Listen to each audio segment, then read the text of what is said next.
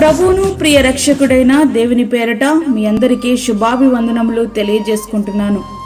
Jesus new creation ministries ద్వారా ఈ రీతిగా ప్రతిరోజు అనుదిన ఆహారమును మీకు అందించుటకు దేవుడిస్తున్నటువంటి ఈ కృపను బట్టి దేవునికి ఎనలేని కృతజ్ఞతలు.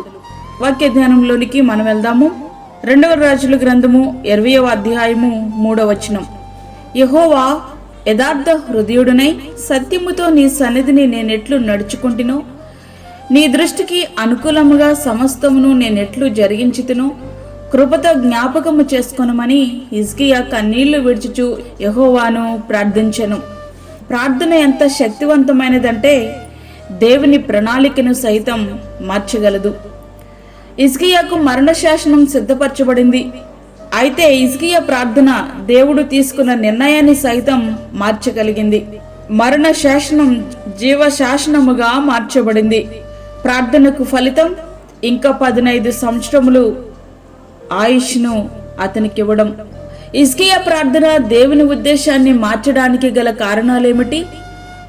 హిజ్కియా యథార్థ హృదయుడు, ప్రతి పరిస్థితి యందు దేవునికి నమ్మకముగా జీవించినవాడు. యథార్థత అంటే ఏమిటి? నీవు నీ ఇంట్లో ఉన్నప్పుడు ఎట్లా సత్ప్రవర్తన కలిగి జీవిస్తావో అట్లనే ఇంటికి చాలా దూరముగా ఉండి నీ వాళ్ళు కూడా ఎవరూ లేనటువంటి పరిస్థితులలో పాపము చేయడానికి అన్ని పరిస్థితులు నీకు అనుకూలంగా ఉన్నప్పుడు వాటి జోలికి పోకుండా నీ ఇంట్లో ఉన్నట్లుగానే నీ ప్రవర్తన నీవు కాపాడుకోవడం, అదే యథార్థత. మరి ఇటువంటి యథార్థతను నీవు కలిగి ఉన్నావా? హిజ్కియా సత్యమును అనుసరించినవాడు. సత్యం అంటే ఏమిటి? సత్యం అంటే ఆయన వాక్యమే సత్యము. యోహాను సువార్త 17వ అధ్యాయము 17వ వచనం. మరి ఈ సత్యమైనటువంటి ఆ వాక్యాన్ని ధ్యానించేటటువంటి అలవాటు, ఆ సత్యాన్ని అనుసరించే జీవితం మనము కలిగి ఉంటున్నామా అనేది మనలో మనం ప్రశ్నించుకోవలసినటువంటి వారమై ఉన్నాం. హిజ్కియా దేవుని దృష్టిలో అనుకూలముగా జీవించినవాడు. దేవుని పిల్లలముగా మనుషుల దగ్గర నటించగలుగుతున్నాము, కానీ దేవుని దృష్టిలో మన జీవితం ఎట్లా ఉంది? మన ప్రవర్తన ఆయన దృష్టికి అంగీకారముగా ఉందా? హిజ్కియా గారి వలె దేవుని దృష్టిలో యథార్థంగా మనము ప్రవర్తించగలుగుతున్నామా? హిజ్కియా గారు దేవుని కృప కొరకు ఎదురు చూచినటువంటి వాడు. కృప అంటే ఏమిటి? అర్హత లేనివాడు అర్హునిగా ఎంచబడమే కృప. నిత్య మరణమునకు తప్ప దేనికి అర్హత లేని మనలను ఆయన శిలువ మరణము ద్వారా విడిపించి తన పిల్లలముగా, స్నేహితులుగా, రాజ్యముగా, యాజక సమూహముగా, చివరికి దేవుని దూతలకు సహితం తీర్పు తీర్చే వారినిగా మనలను ఆయన నియమించారు. అదే దేవుని కృప. ఆయన కృప కొరకు ఎదురు చూసేటటువంటి అనుభవం, ఆ కృపను బట్టి ఆయనను ఆరాధించే అనుభవం ఎల్లప్పుడూ మనము కలిగి ఉండాలి. హిజ్కియా గారు కన్నీటితో ప్రార్థించినవాడు. ప్రియ స్నేహితుడా, వాక్యం ఉంటున్నటువంటి ప్రియ దేవుని బిడ్డ, నీ కన్నీళ్లు తుడవబడాలి అనంటే కన్నీటి ప్రార్థనే శరణ్యం. హృదయం వేదనతో నిండిపోయిన సమయంలో నాకంటూ ఎవరు లేరు నీవు తప్ప అని నిండు మనసుతో ఆయన మీద ఆధారపడి ఆయన సన్నిధిలో మోకరిల్లినప్పుడు నీ కన్నీళ్ల ప్రార్థన నీకు సమాధానాన్ని తీసుకుని వస్తాయి. హిజ్కియా జీవించిన జీవితం, తాను చేసిన ప్రార్థన దేవుని ప్రణాళికను సైతం మార్చివేసి మరణమునే వాయిదా వేసి మరొక 15 సంవత్సరముల ఆయుష్ను తీసుకురాగలిగింది. మరి వాక్యం ఉంటున్నటువంటి ప్రియ దేవుని బిడ్డ, ఇట్లాంటి జీవితం మనమును జీవించగలిగితే మన జీవితంలో కూడా గొప్ప అద్భుతాలు, గొప్ప విజయాలు మనము సాధించగలం.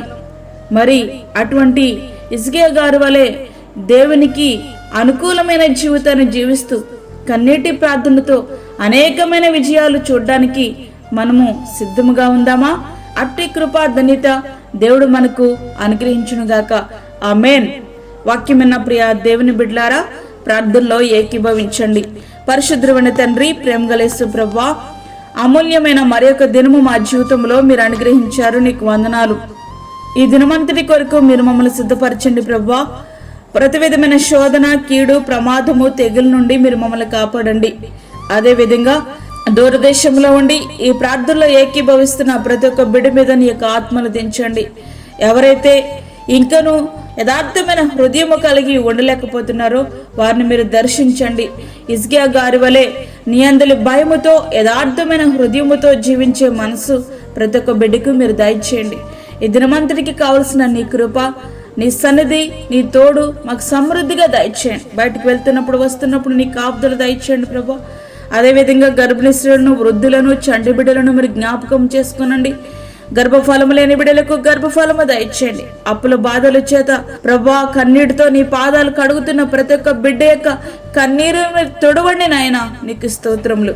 మీరే మాకు తోడుగా ఉండి ఈ దినమంతటికి కావలసిన నీ కృప సమృద్ధిగా మాకు దయచేయమని, మాకు కాదు యెహోవా, మాకు కాదు, సమస్త మహిమ ప్రభావాలను మీకే ఆరోపించుకుంటూ యేసు పరిశుద్ధ నామమున అడిగి వేడుకుంటున్నాము తండ్రి, ఆమేన్.